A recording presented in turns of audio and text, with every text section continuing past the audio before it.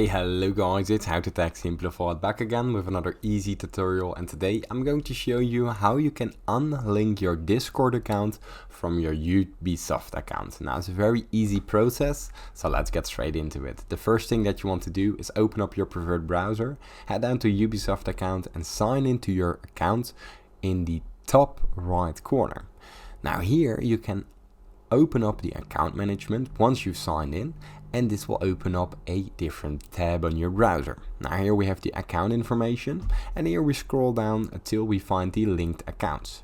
Now as you can see here we have the Discord option, and here simply press Unlink. Now what this will do, it will disconnect your Discord account from your Ubisoft account. Now press the I have read the above information, press Unlink.